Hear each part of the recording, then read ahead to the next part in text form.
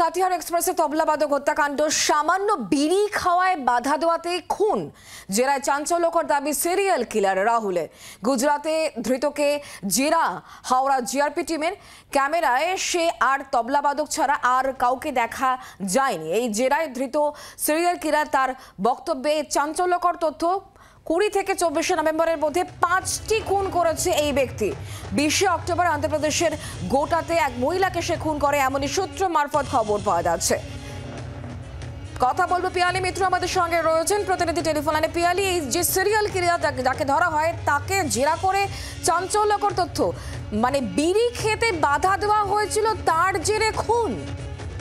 একেবারে দেখো, এমনটা কিন্তু এই ধৃত রাহুল করমবীর জাট সে দাবি করছে এবং গতকালকেই হাওড়া জিআরপির টিম তারা ভালসাড় তে পৌঁছেছে এবং সেখানে পাদ্রির জেলা পুলিশের কাছে যা বন্দী রয়েছে তাকে জেরা করেছে এবং ইতিমধ্যে ধৃত এই সিরিয়াল কিলার তার যেটা দাবি যে কাটিহার এক্সপ্রেস ডাউন কাটিহার এক্সপ্রেসে যে প্রতিবন্ধী কম্পার্টমেন্টে সে উঠেছিল সেখানেই ওই তবলাবাদক তিনি ছিলেন সৌমিত্র চট্টোপাধ্যায় এবং কম্পার্টমেন্টের ভেতরে বিড়ি খাচ্ছিল এই অভিযুক্ত, তাতে বাধা দেন এবং তাতেই তার জেরেই কুপিয়ে তাকে খুন করে এবং তারপর চাদর চাপা দিয়ে তারপর সেখান থেকে সে নেমে যায়। যদিও এখনো পর্যন্ত এই বিষয়টা স্পষ্ট নয় নির্দিষ্টভাবে কাটিহার এক্সপ্রেসের ঠিক কোন জায়গাতে খুন করা হয়, অর্থাৎ ট্রেনটা কোন জায়গায় ক্রস করার সময় খুন করা হয় এবং অভিযুক্ত কাটিহার এক্সপ্রেসের থেকে নেমে যখন দক্ষিণ ভারতের দিকে চলে গিয়েছে সেটাই বা কোথায় নেমে চলে গিয়েছে সেই সমস্ত বিষয়গুলো জানার জন্য তদন্তকারী অফিসাররা তাকে জেরা করছেন।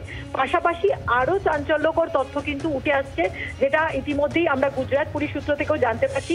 গত 20 অক্টোবর থেকে 20 অক্টোবর থেকে 24 নভেম্বরের মধ্যে 5টা খুন এই অভিযুক্ত এই সিরিয়াল কিলার করে। প্রথম খুনটা করেছিল 20 অক্টোবর গোটা রেল পুলিশ এলাকাতে এবং সেখানে এক মহিলাকে ধর্ষণ করে খুন করা হয় এবং গুজরাট পুলিশ তাকে জেরা করার পর সেই তথ্য পাওয়ার পর গতকালকে অন্ধ্রপ্রদেশ পুলিশকে সেই তথ্য শেয়ার করেছে এবং ইতিমধ্যেই ওই মহিলার দেহ উদ্ধার হয়েছে। এছাড়া তারপরে ম্যাঙ্গালোরে একটা খুন করে, তারপর গুজরাটে 19 বছরের তরুণীকে খুন করা হয়। এই সমস্ত তুমি জানো।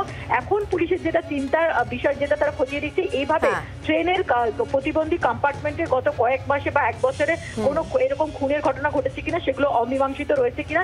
ইতিমধ্যে উত্তরপ্রদেশে উত্তরপ্রদেশে একটি প্রতিবন্ধী কম্পার্টমেন্টে খুনের ঘটনা তথ্য সামনে আসছে, তার সঙ্গে এই অভিযুক্তের যে কোনো রকম যোগসূত্র রয়েছে কিনা সেটা জানার চেষ্টা করছেন তদন্তকারী অফিসাররা।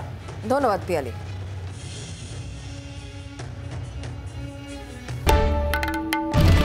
বাংলার আওয়াজ, বাঙালির আবেগ, জি 24 ঘন্টা।